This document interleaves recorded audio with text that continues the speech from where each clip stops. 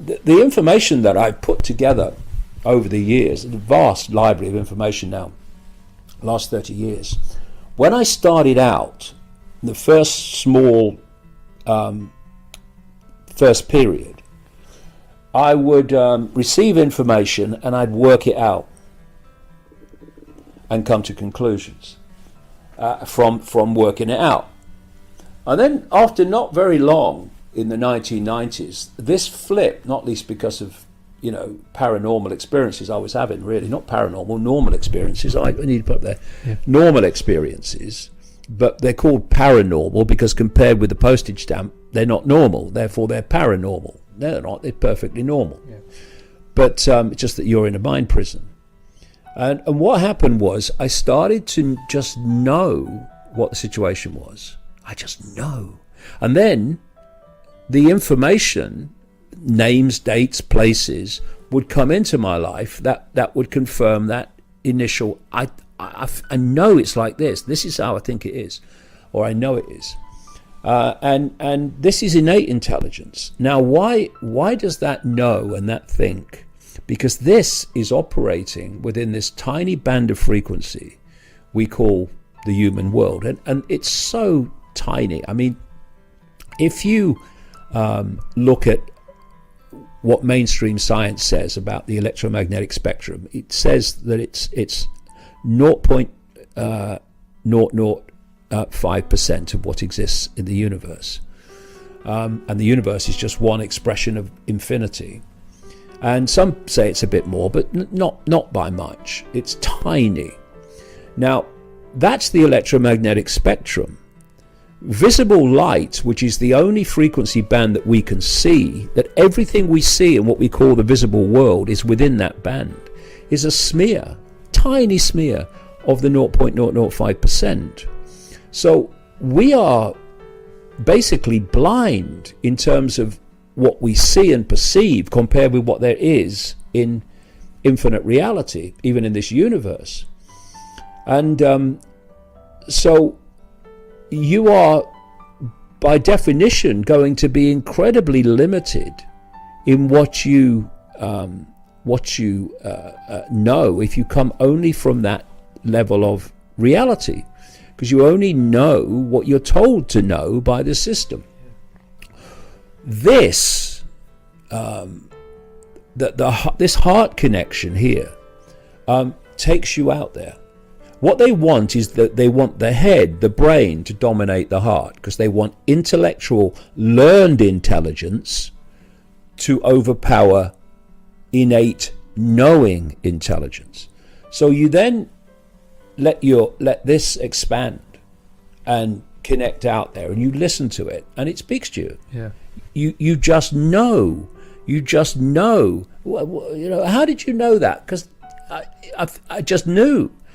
And you got people like Einstein, who said that none of his major discoveries were made with his conscious mind.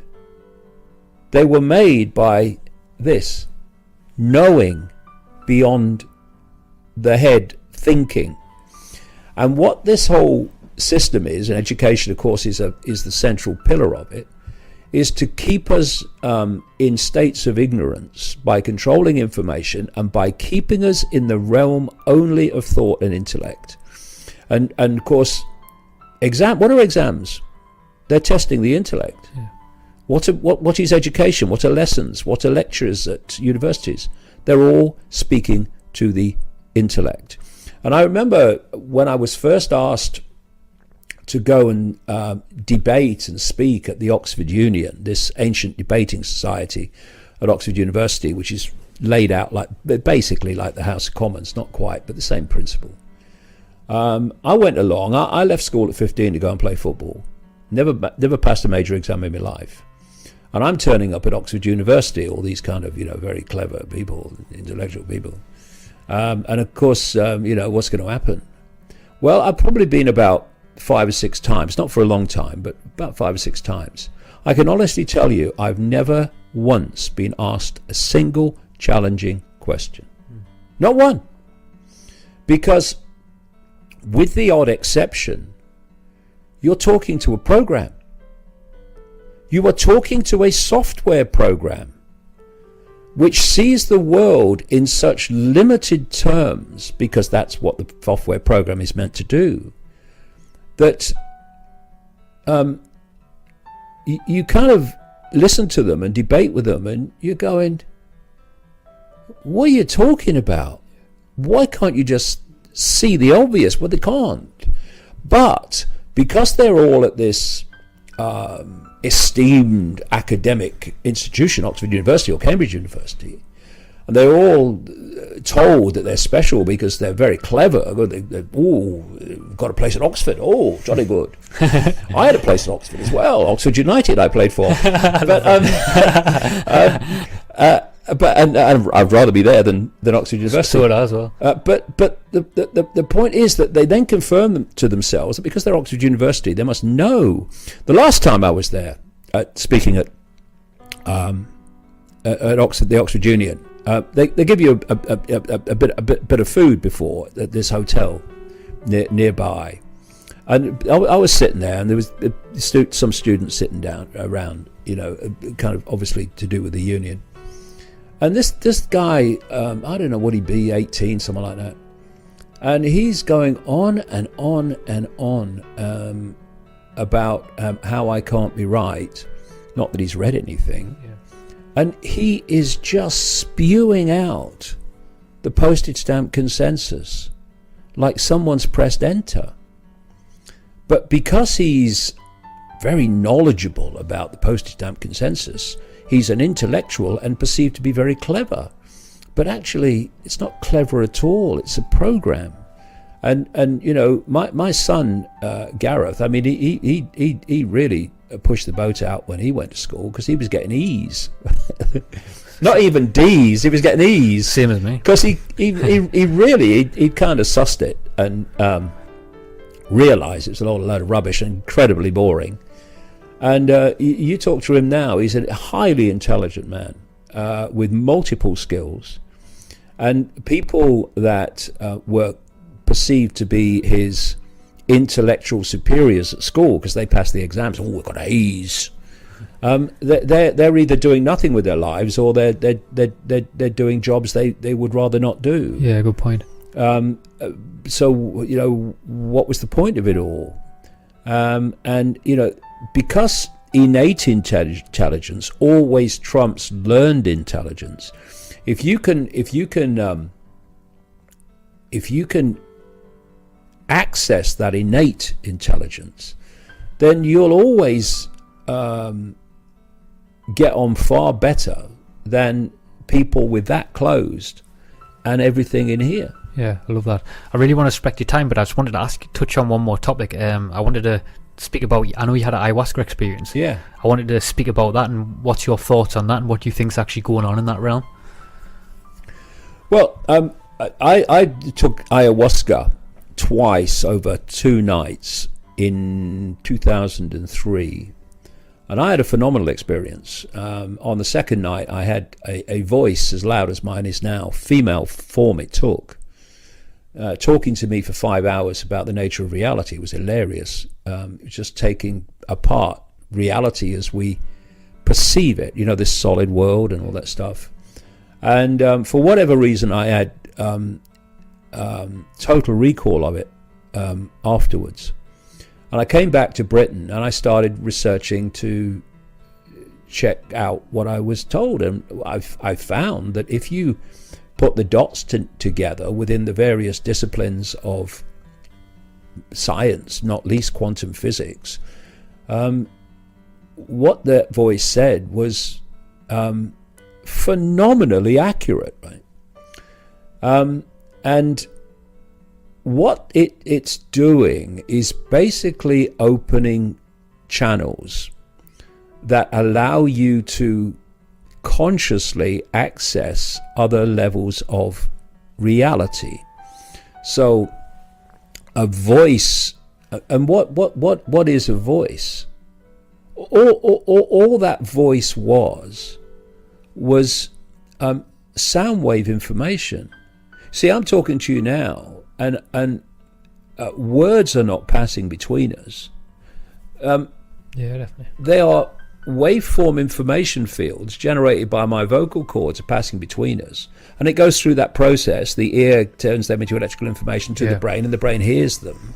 So in the same way, what I experienced in that ayahuasca state as a female voice was actually a waveform information, and I decoded it into a female voice because that was the frequency it was operating on.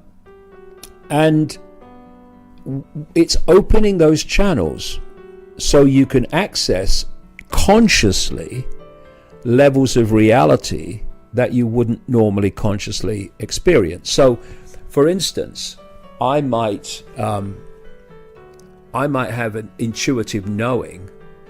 I think this world's an illusion. I think it works like this, but I don't consciously hear it. I feel it. But when the channels open with ayahuasca, now you are hearing consciously what you're feeling without an ayahuasca, being in an ayahuasca state.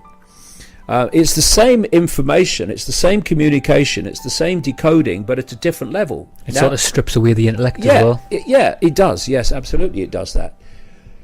But ayahuasca takes you in many ways to where you already are, because in the same group that I took this stuff in the rainforest of Brazil were people that took the same stuff in the same amounts and had nightmare situations, because it takes you to where you already are, and you know, if you have demons, it will take you to demons. If you don't, certainly at that point, have demons, then it will take you somewhere else. It just takes you to where you already are. And you know, it was an interesting thing. I mean, this voice was fascinating, and my belly was aching because I was just laughing, because it was just taking the piss out of how we perceive the world. Yeah. But one of the things, what this voice kept saying, it would say something, a bit like the Morpheus character. Do you think that's air you're breathing now? Yeah, I love that kind of thing. It was going on like that, you know. And said at the end, do you think ayahuasca brought you to this place? Oh, wow, I like that. Illusion. Right? And everything's an illusion, because everything's a perception. See, we are interacting with this, what I call cosmic Wi-Fi, this information field that's encoded with information, which we decode. This is why you see this room, I see this room, because the information of this, which we decode into this room, is encoded into this cosmic Wi-Fi, so we experience it. But beyond it, you know, you may look at this room and say, oh, it's quite a nice room. I may look at the room and say, oh, it's shite. Yeah. In other words, we experience the same basic background, but the way we perceive it is totally different depending on our perception. And why do things happen to certain people and not happen to others? Why do some people live very limited lives and others live expansive lives? Well, you know,